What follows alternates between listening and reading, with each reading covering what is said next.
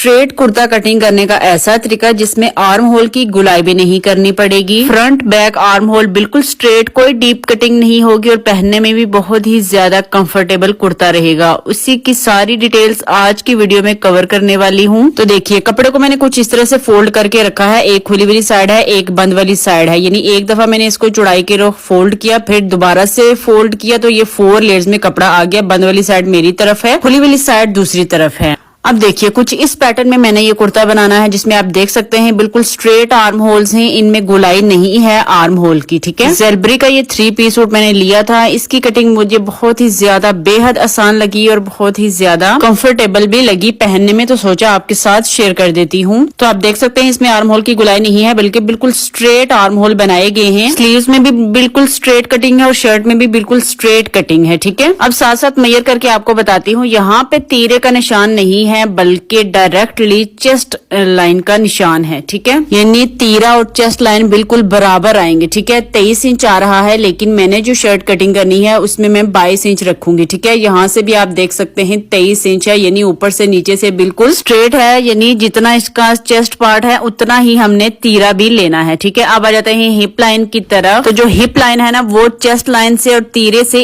1 inch ज्यादा आ रहा है। थोड़ी सी इसमें डिफरेंस है, 1 इंच की सिर्फ हिप लाइन से आप लूजिंग दे सकते हैं। यहाँ पे आ रहा है 24 इंच। ठीक है, आप 23 इंच भी ले सकते हैं, लेकिन अगर 1 इंच की लूजिंग देंगे तो वो ज्यादा बेहतर रहेगा। अब इस डायरेक्शन में आपको शर्ट को रख के दिखाती हूँ कि जरा सी भी इसमें फिटिंग नहीं है। ऊपर से नीचे हिप लाइन तक ये बिल्कुल स्ट्रेट आएगा इस तरीके से। सिर्फ हिप लाइन में आपने 1 इंच की लूजिंग दे लेनी है। ठीक है, ये देखिए यहाँ पर बिल्कुल भी फिटिंग नहीं है, बिल्कुल स्ट्रेट आ रही है हमारी इंची टेप। अब आ जाते हैं दामन की तरफ। तो दामन इसका हिप लाइन से 1 इंच एक्स्ट्रा है। ठीक है, ये भी आप 1 इंच ही रखिएगा एक्स्ट्रा। अगर आपने इस तरह का कुर्ता कटिंग करना है तो देखिए 25 इंच आ रहा है इसका दामन। अब आ जाते हैं स्लीव्स की तरफ। तो जो स्लीव्स की लेंथ है ना इस कुर्ते में, वो कम रखी जाती है क्योंकि कुछ हिस्सा हमारा तीरे में भी होता है स्लीव्स का। तो देखिए यहाँ पर स्लीव की लेंथ आ रही है 18 इंच, जबकि हमारी एक्चुअल जो लेंथ होती है वो 23 इंच तक होती है। तो 5 इंच हमने कम लेना है। ठीक है, तो अब हम अपने कुर्ते की कटिंग स्टार्ट करते हैं इसी मेजरमेंट्स के हिसाब से। जो स्लीव की लेंथ है ना इसी हिसाब से मैं रखूंगी। 18 इंच मुझे तैयार चाहिए, तो उसमें 3 इंच में ऐड करके 21 इंच का कपड़ा निकालूंगी। ठीक है, वो साथ साथ में आपको बताऊंगी। तो सबसे पहले हम मार्किंग कर लेते हैं शर्ट के ऊपर। अब देखिए यहाँ पे अमूमन हम तीरे का निशान लगाते हैं स्मॉल, मीडियम, लार्ज के लिए। ठीक है, लेकिन नहीं, यहाँ पे हमने मार्किंग करनी है चेस्ट लाइन की। तो चेस्ट लाइन मेरे मेजरमेंट्स में 22 इंच है। 23 इंच थी कुर्ते के ऊपर मैंने मेजरमेंट्स ली थी, लेकिन 1 इंच मैंने आपसे बोला था कि मैंने 1 इंच कम रखना है। तो 22 इंच का हाफ करके मैंने 11 इंच पे निशान लगाया है। अब आर्म होल की लेंथ यहाँ से मेजर कर लेते हैं। तो आर्म होल की लेंथ